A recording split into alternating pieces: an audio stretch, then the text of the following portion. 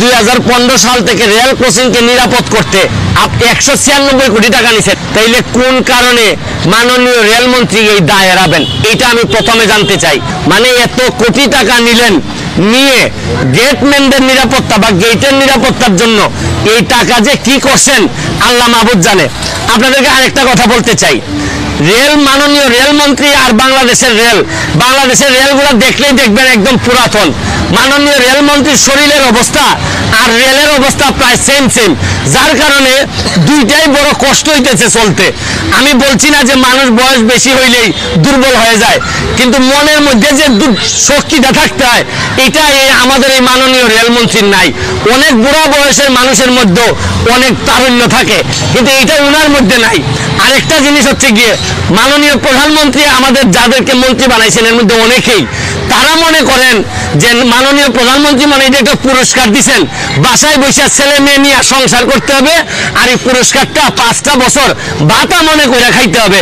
আরে এটা তো ভাতা না, পুরস্কার না, এটা দায়িত্ব দিয়েছেন মাননীয় প্রধানমন্ত্রী।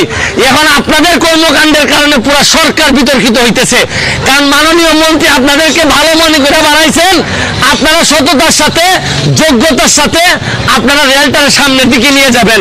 খালি ইয়েস করার জন্য আপনাদেরকে বানান নাই, আলটিমেটলি ইয়েস করে দেশটার 12টা বানাই ফেলতেছেন আপনারা।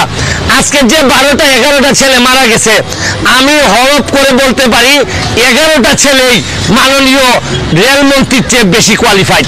আপনারা খবর নিয়ে দেখেন, এরা বাংলাদেশের মাননীয় রেলমন্ত্রী। আমি সম্মান রেখে বলছি, আপনি আজকে মারা গেলে বাংলাদেশের খুব বেশি ক্ষতি হবে না, কিন্তু যে 12টা ছেলে মারা গেছে আপনারা একবার বিবেচনা করে দেখেন। আজকে আমার ভাই, যে ছেলেটার মা বাবা জানে কি হারাইছে, একমাত্র এই ছেলেটা ইনকাম করার সম্ভাবনা ছিল, এরা জানে কি হারাইছে। গেটম্যানের মামলা দিয়ে মনে রাখেন দুনিয়াতে রাজত্ব করতেছেন। তো আপনারও তো রেলমন্ত্রী, মাননীয় রেলমন্ত্রী, আপনারও ছেলে মেয়ে আছে, ব্যারিস্টার বানাইছেন, সুরক্ষিত করছেন এদেরকে, কিন্তু কাদেরকে অরক্ষিত করে দিচ্ছেন একবার বিবেচনায় নেন। আমার কথা পছন্দ হবে না, আমারে ধ্বংস করে দেন, কিন্তু নিজেরা শুধরাই যান। বঙ্গবন্ধুর সোনার বাংলা আপনাদের মতো লোকদের দিয়া যদি আরো 500 বছরে যায় তাও এই সোনার বাংলা হবে না। এই ফ্যামিলিগুলোর ক্ষতিপূরণ কে দিবে? এই 11টা ফ্যামিলি রাস্তায় বসে যাবে। এদের দায় যদি রাষ্ট্র নিতে না পারে, এই দেশ মানুষ কোনদিন, এই দেশে মানুষের দেশপ্রেম হবে না।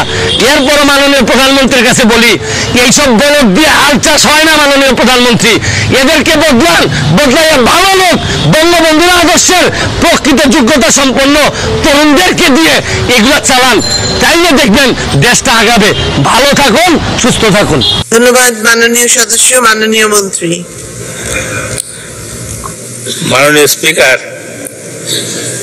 এই আখাউড়া থেকে সিলেট রেলপথটি ডবল গেজ করার জন্য এর আগেই টেন্ডার হয়েছিল, কিন্তু করোনাকালীন সময়ে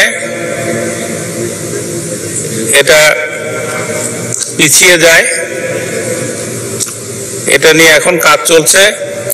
এটা দ্রুত এই রেল লাইনের কাজ সম্পন্ন করার জন্য আমরা চেষ্টা করছি।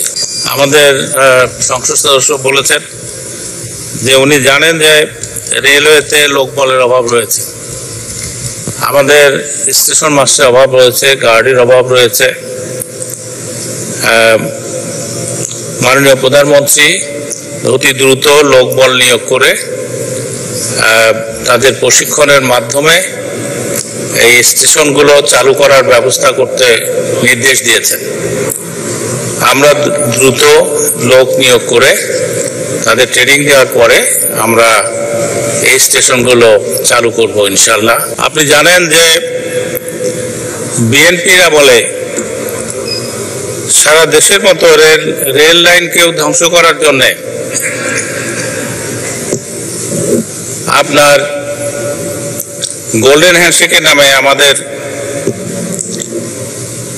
দক্ষ জনশক্তি ধ্বংস করে দিয়েছিল এবং আমাদের অনেক রেল লাইন তারা তুলে নিয়ে গিয়েছিল